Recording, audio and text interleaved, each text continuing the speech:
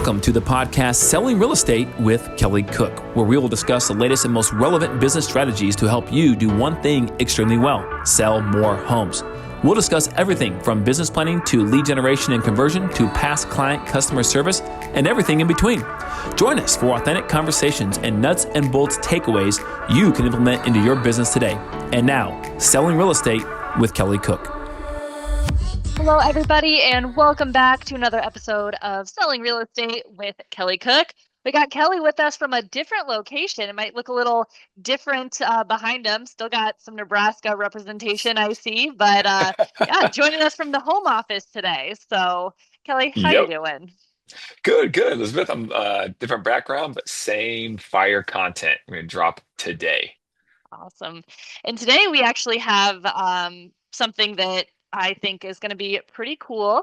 We're going to talk about, and we've talked about different things like this before, but I really like the way that Kelly phrased this today. How to become a remarkable agent. It's a word you don't hear enough. So, Kelly, Exactly. drop some of it on us. How do you become a remarkable agent? Yeah, I don't know that there's a lot of newer ideas out there, and this necessarily isn't a newer idea, but it's taking a few different things, putting them together or packaging them together, and it's a challenge. I'm going to challenge everyone to be remarkable for the next 30 days. Next 30 days, be remarkable in terms of an agent. What does that mean? I'm glad you asked. Okay, so this is something that I heard recently. One of my good friends, and he made this challenge. I'm like, you know what? I love this. I'm going to promote this. I'm going to put this out there too because I think it's really good content that we all need to know.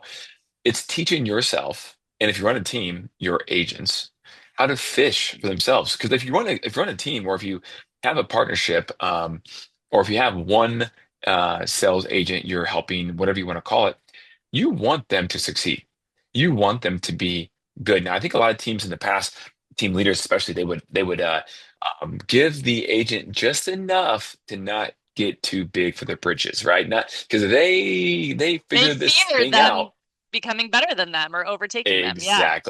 Exactly. And you cannot be like that. You absolutely cannot, especially in this day and age, right? You need to come from a mindset of abundance, not scarcity. And we talked about that before too, but this is specific, a 30-day challenge to become remarkable. What does that mean? All right.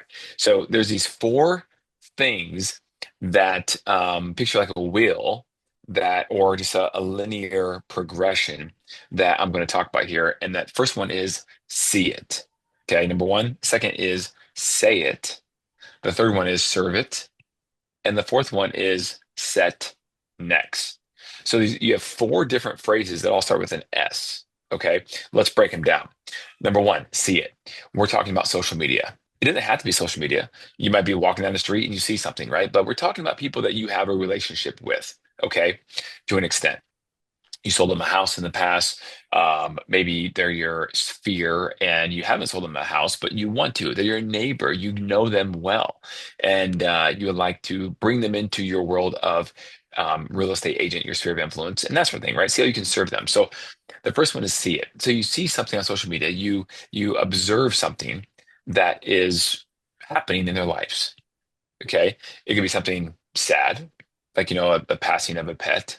All right. People put that on social media all the time. It could be something fantastic, like getting married or engaged. But you see, and there's all things in between. We're talking about, you could see something that, I mean, what you can speak to this, Elizabeth, and so can I, but like people who have kids, when you put things on social media about your kids, and someone replies about that or says something nice about your kid, it's like, I'd rather have that done every time, anytime, than something said nice about myself. Mhm. And so, they put something on there about their kid hit a home run for the first time or something, right? In a Little League baseball game or whatever. Could you do something remarkable about that? Okay. So the second thing is say it.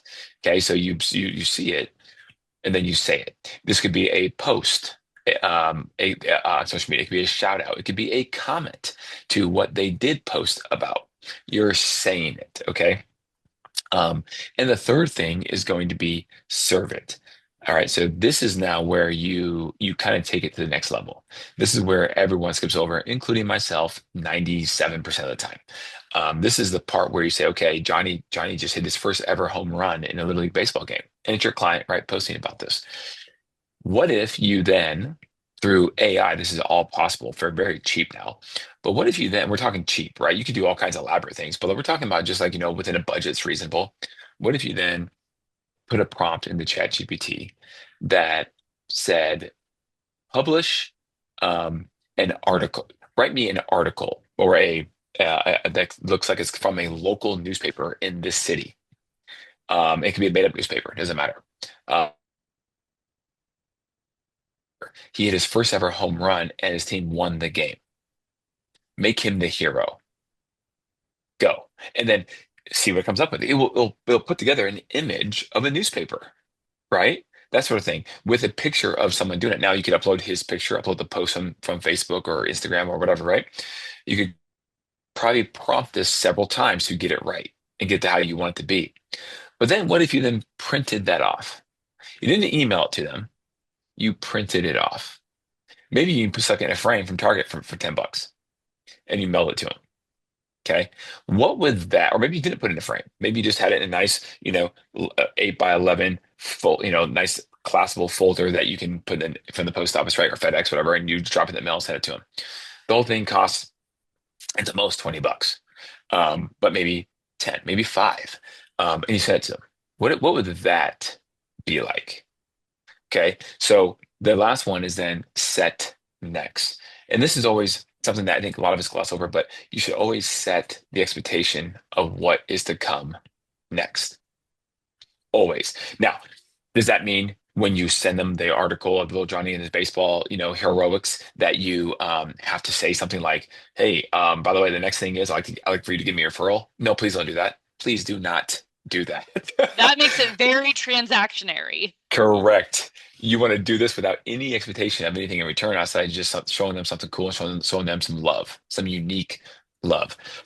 But when you do get in a conversation with them, because maybe they say thank you, right? Then you can say something not about transactional, about your business, how they can help you, but just like, hey, I look forward to keeping in touch with you and seeing more of Johnny's heroics on Facebook, that sort of thing, right?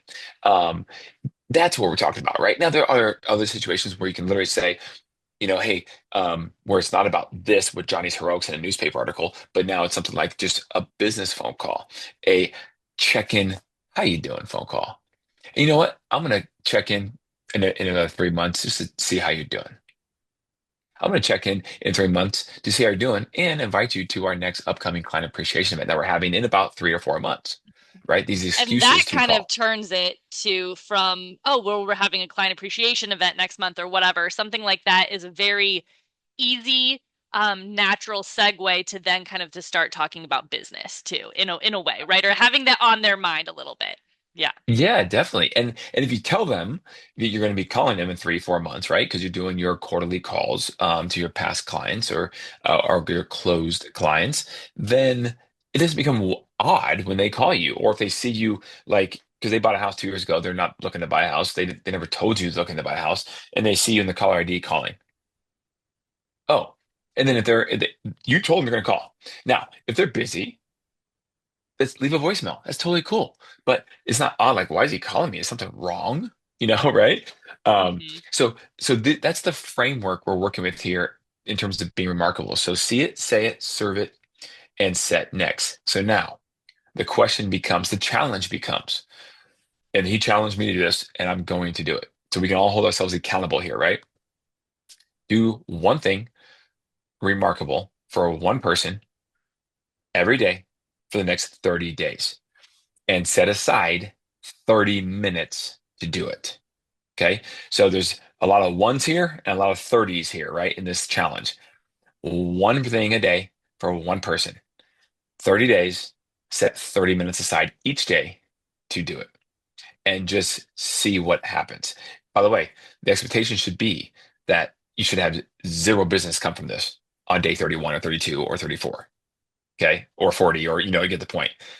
It should be a give. But watch what happens to people when they reply and say thank you and that sort of thing, right? The gratitude. It's pretty cool.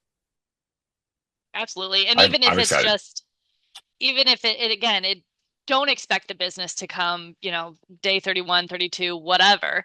Likely it will, right? This is impacting your business in some way, but also just I think it feels good to do nice things for other people, right? Like, so It it's just does. kind of if this is we're heading toward the end of the year, if this is like a good little motivator for you to keep up with that, and because of the gratitude that Kelly said that you're getting, like, I mean, it's a great way to kind of motivate yourself for the end of the year, the last stretch here, and feel good about what you're doing for your clients and people that you know. For sure. I'll give one more pro tip on this. This is a nice little bonus.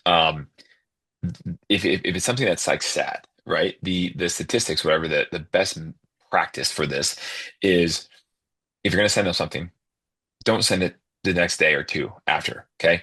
So if you see something that's not so good, like a pet, passing on, that sort of thing, the natural tendency is like, well, I got to do my one thing remarkable for this day for this person. I see it. I see it. Now I'm going to do it. Okay. Put that one on the calendar for 2 weeks. The normal amount of time that that they say gives the best effect out of this, right? And best impact because you're going to do something more than just post on your Facebook and say, "Hey, I'm sorry, we're thinking about you." Right? If you're going to say that, which by the way is totally cool as well, do that the day of or right You could away do or whatever, that in right? the moment. Yeah. Yeah, but if you're going to go above and beyond being remarkable, wait 2 weeks. So put it in your calendar, do 2 weeks to send John Smith the remarkable little thoughtful gift about that event happening. And that will be your thing in 2 weeks that you do. Okay. But for today, for something you're going to find that is today, this not make it a sad thing, right? That's going on in their life. Okay. Wait 2 weeks. That's kind of like the proven statistics on that. So that's a pro tip on that one too, as well. Okay, great. So hopefully a lot of happy moments that you could do right away. But yeah, if it is something sadder, put that on your calendar, and use that 30 minutes a different days, right? So Yes.